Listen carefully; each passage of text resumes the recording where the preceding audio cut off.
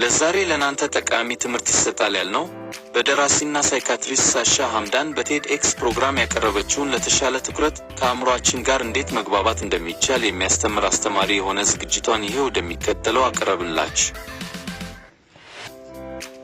በ2020 ልጅ ወለድኩ ከሁለት ቀናት በኋላ። አመሰግናለሁ።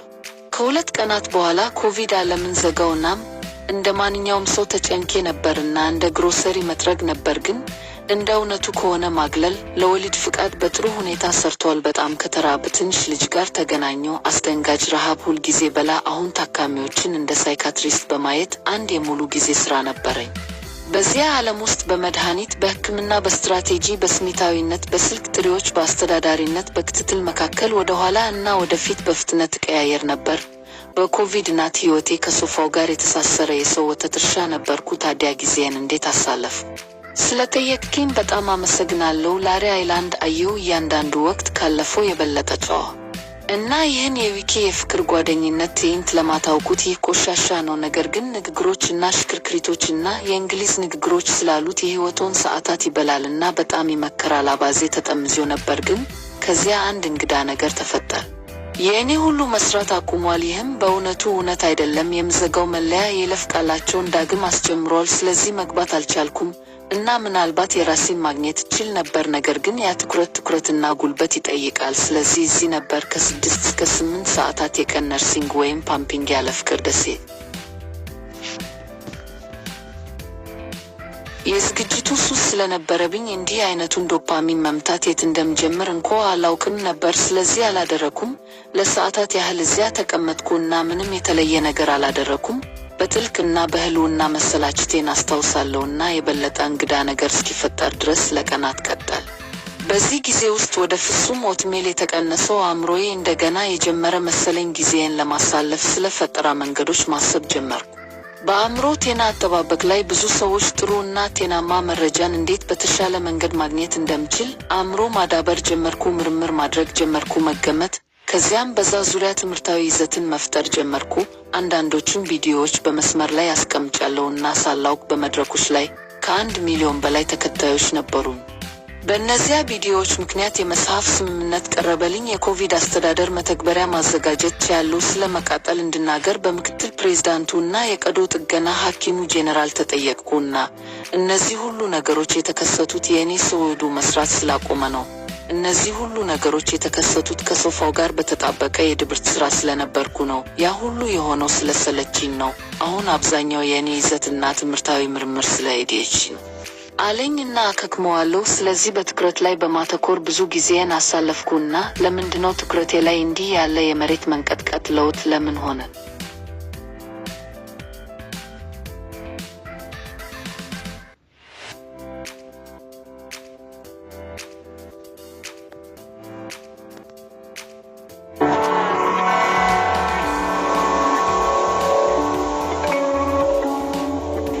In 2020, I had a baby. 2 days later, thank you. 2 days later, COVID shut down the world. And I was as worried and as grocery wiping as anyone. But truthfully, quarantine worked out pretty well for maternity leave. I was tethered to a very hungry little boy, shockingly hungry, ate all the time. Now, I already had one full-time job, seeing patients as a psychiatrist.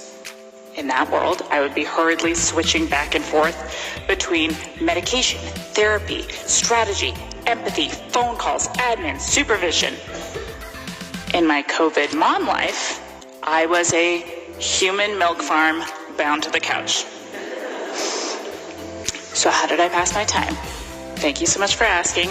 I watched Love Island. Each season more salacious than the last. And for those of you who aren't familiar with this UK dating show, it's trash. But it will eat up hours of your life because there is backbiting and twists and turns and British slang, and it's highly recommend. I was obsessed. But then something weird happened. my Hulu stopped working, which is actually not even true. The account that I'd been mooching off of reset their password, so I couldn't get in. ስለዚህ ብዙ ተግባር ለመስራት ሲሞክሩ በአንድ ጊዜ ከአንድ በላይ እንቅስቃሴዎችን እያደረጉ አይደሉም። በምትኩ ትኩረቶን በፍጥነት ከአንድ ነገር ወደ ሌላ በማሸጋገር በአንጎል ውስጥ ኦክሲጅን ያለበት የግሉኮስ መጠን በመጠቀም ይህም ለማተኮር በሚሞክሩበት ጊዜ በትክክል የሚፈልጉት ነዳጅ ነው። ስለዚህ እዚህ በሀብቶቹ ውስጥ እየተቃጠሉ ነው እና ረዘም ላለ ጊዜ በስራ ላይ መቆየት የበለጠ ከባድ ነው። ስለዚህ ከስራ ወደ ተግባር የበለጠ ዘለው በመግባት ብዙ የግሉኮስ መጠን ይጠቀማል። እና እየዘለላችሁ ትቀጥላላችሁ እና ይቀጥላል። እናም በዚህ የአእምሮ ድካም አዙሪት ላይ ተጣብቀዋል እና አድካሚ ነው። ታዲያ ከዚያ ሙደት እንዴት እንውጣ? አእምሮ ጸጥ እንዲል ሲፈቅዱ ብዙም ያልታወቁ የነርቭ መንገዶችን ነባሪ ሞድ ኔትወርክ ይባላሉ እና ያንን በኒውሮሎጂካል እገልጻለሁ፣ ግን በአንጻራዊነት በቅርብ ጊዜ የመጣ ጽንሰ ሐሳብ ነው። በፍሶ ውስጥ በተካተቱት ሁሉም የአንጎል ክልሎች ላይ ሙሉ በሙሉ መግባባት እንኳን የለም፣ ግን እኛ የምናውቀው እነዚህ የአንጎል ክፍሎች መሆናቸውን ነው። ልክ እንደ የቀን ህልም አንጎሎ በንቃት ረፍት ላይ በሚሆንበት ጊዜ ንቁ የሆኑት። ስለዚህ በሻወር ውስጥ ሲርኩ፣ መኪና ውስጥ ረጅም አሰልቺ በሆነ መንገድ ሲቀመጡ፣ ከጡት ፓምፕ ጋር ሲዋሃዱ ነባሪ ሁኔታው የሚሰራበት ጊዜ ነው። አንጎልህ ምንም የሚሰራው ነገር ከሌለው ወደ እነዚህ የአንጎል ስሜታዊና የማስታወስ ማዕከሎች ውስጥ ትገባለህ። የተረሱ ትስታዎችን ማግኘት፣ የተጨቆኑ ስሜቶችን በመንካትና በመሳሪያ ሳጥኑ ውስጥ አብዛኛውን ጊዜ ለእርሶ በማይደረስባቸው መሳሪያዎች ችግሩን መፍታት ነው እና ይህ ጽንሰ ሐሳብ በተለይ በመነሻ ደረጃ ላይ የትኩረት ጉዳዮች ላጋጠመን ለእኛ ጠቃሚ ነው። በኒውሮቲፒካል አንጎል ውስጥ ነባሪ ሞድ አውታርና ተግባር አዎንታዊ ወይም አስፈጻሚ አውታረ መረብ እርስ በርስ የሚደጋገፉ ናቸው። አንዱ የበለጠ ሲሰራ ሌላኛው ፍጥነት ይቀንሳል። የትኩረት ጉዳዮች ላጋጠማቸው ሰዎች የሥራ አስፈጻሚው አውታረ መረብ ነገሮችን ለማከናወን እየሞከረ ባለበት ጊዜ ነባሪ ሁኔታ ንቁ ሆኖ ይቆያል። ይህም ለምን ሥራ ላይ መቆየት በጣም ከባድ እንደሆነ ያብራራል። የተበታተነ ትኩረታችንን ከጊዜ ወደ ጊዜ ከተዘናጋ ዓለም መልሰን ለማግኘት እዚያ ውስጥ አስማት ስላለ ወደ ነባሪ ሁኔታ አውታረ መረብ መግባት መቻል አለብን። ታዲያ እንዴት ነው የምናደርገው? ነባሪ ሞድ ኔትወርክን እንዴት ማፈን እንደሚቻል የሚያሳይ ብዙ ምርምር አለ። ጥንቃቄ የተሞላበት ማሰላሰል እና የአካል ብቃት እንቅስቃሴ ነባሪ ሁኔታን እንዴት እንደሚቀንስ የሚያሳይ ብዙ ጠንካራ ውህብ አለ። የአስተሳሰብ ማሰላሰል እና የአካል ብቃት እንቅስቃሴ ሐሳቦችን በምንሰራበት መንገድ ላይ ተጽዕኖ ያሳድራል እና ነባሪ ሁኔታን አውታር በመቀነስ ያደርገዋል። እና ምናልባት እያሰብክ እንደሆነ አውቃለሁ፣ ለምን እየቀንስን ነው? ነባሪ ሞድ ኔትወርክን መጠቀም አንፈልግም። አዎ፣ ነገር ግን የአስተሳሰብ ማሰላሰል እና የአካል ብቃት እንቅስቃሴ ሁለቱንም አውታረ መረቦችን ለማስዳት ያገለግላል። አእምሮን እንደገና ማደራጀት።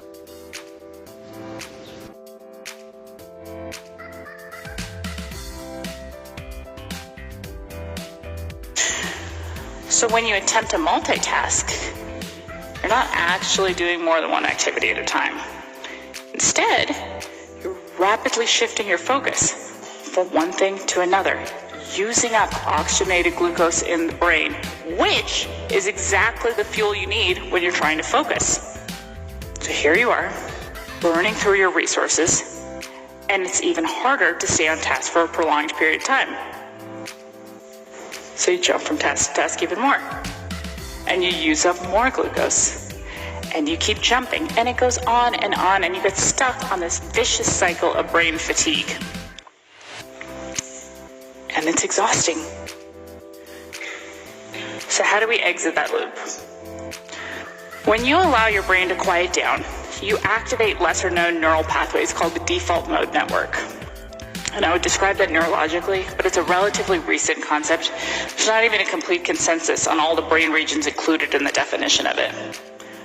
But what we do know is that these are the areas of the brain that are active when your brain is at wakeful rest, like daydreaming.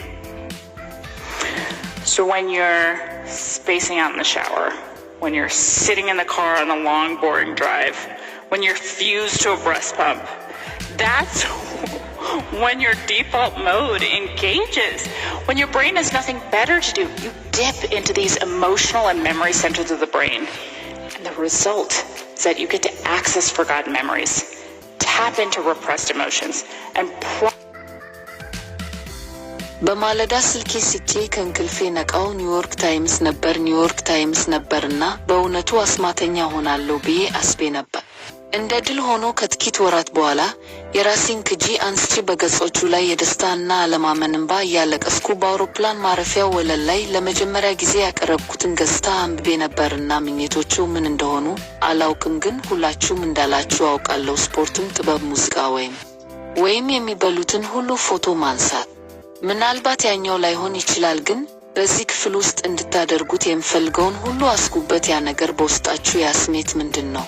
ስታስቡት ያለ ደስታ፣ ከዚህ ክፍል እንድትወጣ የሚገፋፋ ፍላጎትና እነዚህን ቃላት እየተናገርኩ ነው። ከሱ በኋላ ይሄዱ እና ፍላጎትህን ማሳደድ ነገ ስራህን እንደማቋረጥ ወይም ወደ ትምህርት ቤት መመለስ ወይም መጽሐፍ ማንበብን ይመስላል።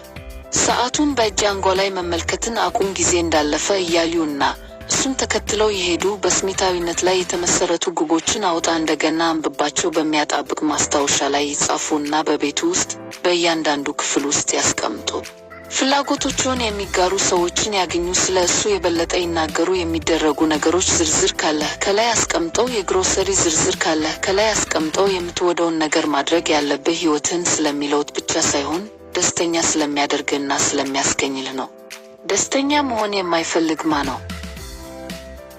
ማህደረ ትውስታ ከመጣ እንዲጫወት ያድርጉ። ቁልፍ የሆነው ይህ ምናባዊ ፈሳሽ ነው፣ ምክንያቱም ከዚህ በፊት ስታደርገው ወደ ነበረው ነገር ስትመለስ የበለጠ ትኩረት ልትሰጥ ትችላለህ።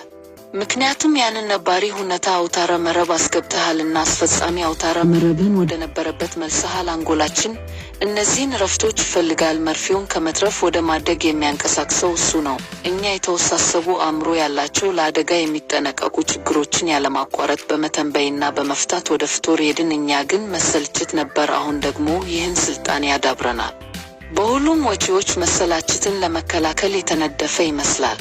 ማለቂያ የሌለው ማዘናጋት 24/7 ይገኛል። ግን ያ ምን እያደረገን ነው? እዚህ ያለው ቁልፍ ሐሳብ ንቃተ ህሊና አልባነትን እንደ አእምሮአዊ የመሆን መንገድ መጠቀም የሚቻልበትን መንገድ መፈለግ ነውና ሁልጊዜ ግድ የለሽ እንድትሆኑ አልፈልግም አይደል? ማንም አይፈልግም። በየጊዜው መራቅ አንፈልግም። ማተኮር ስንፈልግ ብቻ ማተኮር መቻል እንፈልጋለን እና ያንን የምናደርገው ነባሪ ሁኔታን አውታረ መረብ በመጠቀም ነው።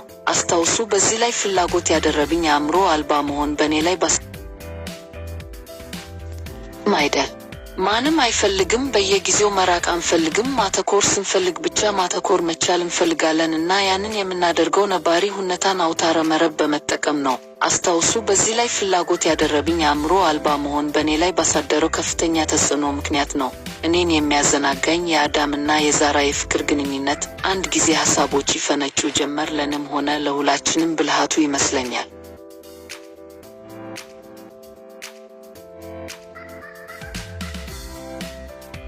Because we're busy, but clearly there's value in it.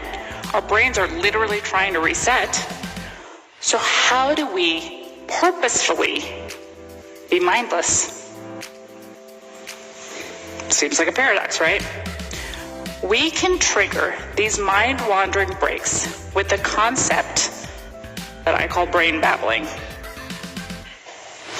Brain babbling is the expression of the contents of your consciousness without censorship as a means of activating and stimulating your unconscious. So the next time you feel stuck, I want you to try this. Look around you, grab hold of something you see. I'm going to give you an example. And I'm going to give you a phone-related example because I'm always around my phone. So phone, I'm going to start with the word cell. Cell, genetics, DNA, evolution, caveman, cave painting, handprint, fingerprint, criminal, smooth criminal, Michael Jackson, moonwalk.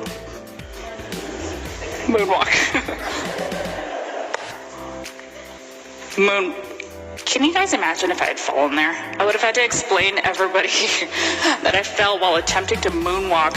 ያቆንጆ ጥንዶች ናቸው። ይህን ነገር ያሸንፉ ይሆናል ብዬ አስባለሁ። አመሰግ That's a beautiful couple. I think they might just win this thing. Thank you.